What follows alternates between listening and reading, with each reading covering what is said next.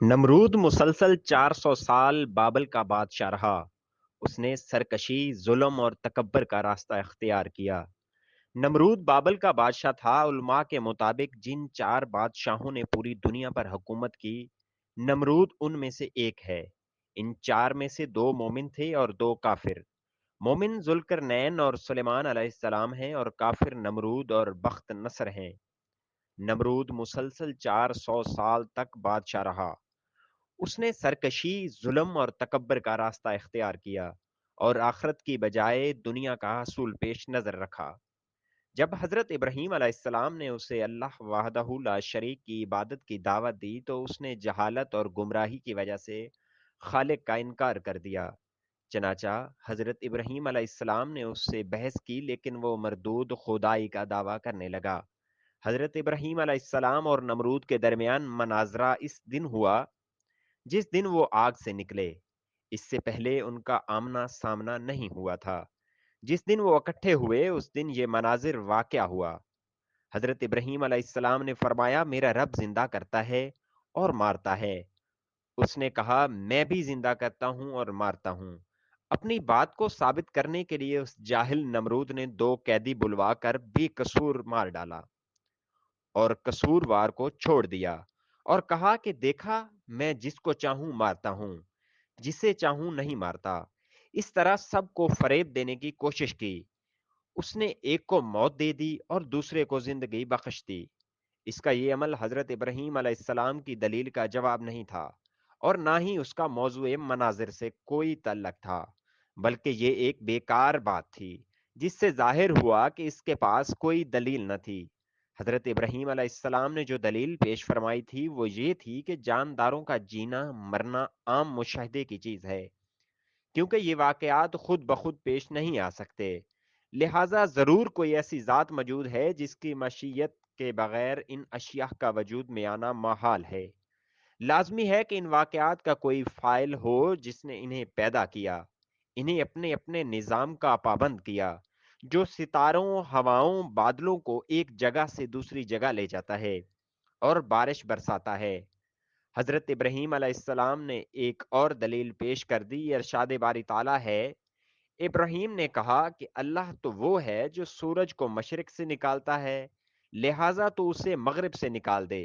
یعنی یہ سورج روزانہ مشرق سے نکلتا ہے، جسے اس کو پیدا کرنے والے اور چلانے والے نے مقرر کر رکھا ہے۔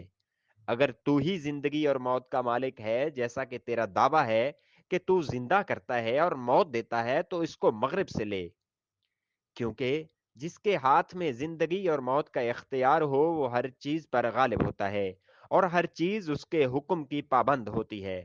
اگر تیرا دعویٰ سچا ہے تو یہ کام کر، ورنہ ثابت ہو جائے گا کہ تیرا دعویٰ غلط ہے، اور یہی حقیقت ہے، اور ہر شخص جانتا ہے کہ تو یہ کام نہیں کر سکتا۔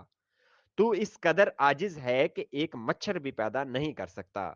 اس طرح حضرت ابراہیم علیہ السلام نے اس کا جاہل اور عاجز ہونا واضح فرمایا، لہٰذا اس کے پاس کہنے کو کچھ نہیں تھا اور اس کا منہ بند ہو گیا۔ اس لیے اللہ پاک فرماتا ہے کہ یہ سن کر کافر شتر رہ گیا، اور اللہ بے انصافوں کو ہدایت نہیں دیا کرتا۔ نمرود نے اشیاء خوردنی کا انتظام اپنے ہاتھ میں رکھا تھا۔ لوگ غلہ لینے کے لیے اس کے پاس جاتے تھے۔ حضرت ابراہیم علیہ السلام بھی دوسروں کے ساتھ غلہ لینے گئے۔ اس نے حضرت ابراہیم علیہ السلام کو غلہ دینے سے انکار کر دیا۔ آپ خالی ہاتھ لوٹے اور گھر کے قریب پہنچے تو دونوں بوڑے مٹی سے بھر لیے، اور سوچا کہ جب میں گھر پہنچوں گا تو گھر والے مطمئن ہو جائیں گے۔ گھر پہنچ کر انہوں نے بورے اتارے اور خود سو گئے۔ آپ کی زوجہ محترمہ حضرت سارہ اٹھ کر بوروں کے پاس گئیں تو دیکھا وہ عمدہ غلے سے بھرے ہوئے ہیں۔ انہوں نے کھانا تیار کیا۔ جب حضرت ابراہیم علیہ السلام بیدار ہوئے تو دیکھا کہ کھانا تیار ہے۔ انہوں نے پوچھا، یہ کھانا کہاں سے آیا؟ زوجہ محترمہ نے فرمایا کہ جو آپ لائے تھے اسی سے تیار کیا ہے۔ حضرت ابراہیم علیہ السلام سمجھ گئے کہ یہ اللہ پاک کے معجزانہ طور پر عطا فرمایا ہے۔ نمرود مردود ہر بار توحید کی دعوت کو قبول کرنے سے انکار کرتا رہا، بالآخر بولا تو اپنے لشکر جمع کر لے، میں اپنے لشکر جمع کرتا ہوں تاکہ تیرے خدا کے ساتھ میرا مقابلہ ہو۔ حضرت ابراہیم علیہ السلام نے فرمایا، اے مردود، تو اپنا لشکر جمع کر، میرا خدا کن فیکن ہے، میں جمع کر دے گا۔ تب وہ مردود مشرق مغرب کی فوج کو جمع کرنے میں لگ گیا۔ حضرت ابراہیم علیہ السلام نے آخری بار بھی اس کو ہدایت کی دعوت دی، لیکن اس مردود نے کہا کہ مجھے تیرے خدا کی کچھ حاجت نہیں۔